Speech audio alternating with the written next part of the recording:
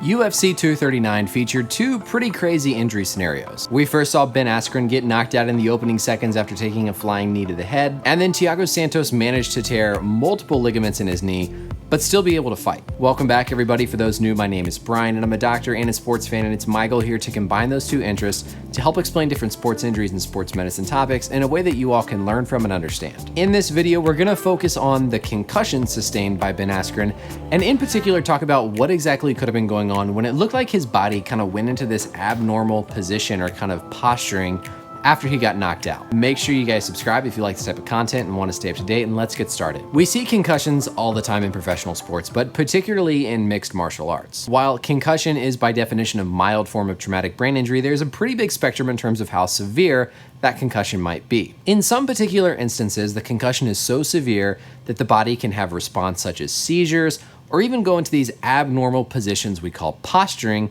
like we saw here with Askren. Let's get to the footage and take a look at what I'm talking about, and hopefully I can teach you a little bit about what's going on so that if you see this happening to an athlete in the future, you kind of have a sense of why the body acts like this. As we run the clip, I want you to focus on the position of his arms and his legs after he gets knocked out. You may notice how his body doesn't seem to go completely limp like a rag doll, like what most often happens when someone gets knocked unconscious or passes out. Instead, we can see that his arms and his legs kind of go into this different stiffening position. As he gets knocked down here, you can see that left arm kind of straighten out a little bit up against his body, and that right arm kind of come upwards. Then as he kind of rolls to his back and the fight gets called off, we see that left leg really positioned out straight, and again, that arm kind of locked in a stiff position. So he looks like he's really stiff. There's one particular reaction that can happen after a severe enough concussion called a fencing response. What you see when this happens is the individual assumes this kind of fencing on guard posture, where one of the arms kind of gets extended away from the body or gets extended,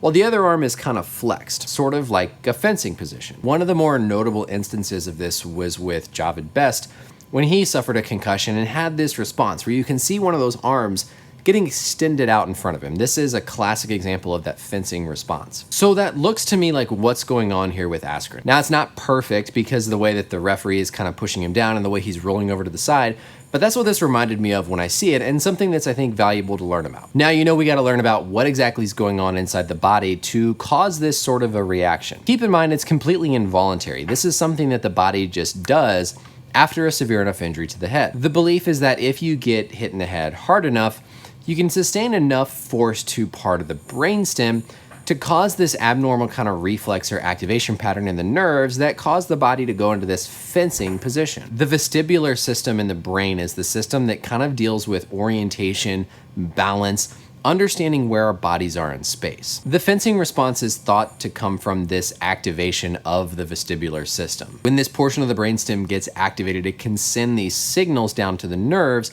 that cause the body to position the limbs like they do. Interestingly enough, this goes back to something that we have as newborns called a primitive reflex of the ATNR, or the asymmetric tonic neck reflex. You can see this in newborn infants whenever the head is turned to one side.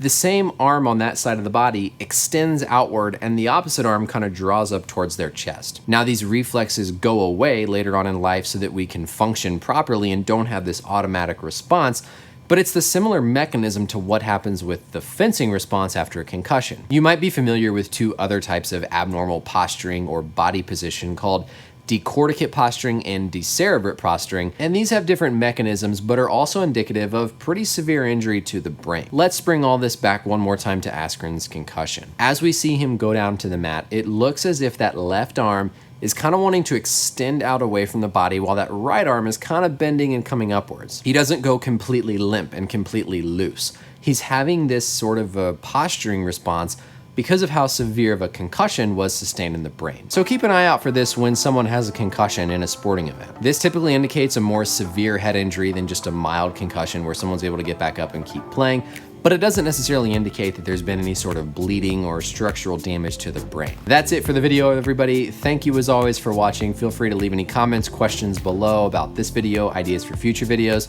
and until next time, we'll see you later. Bye.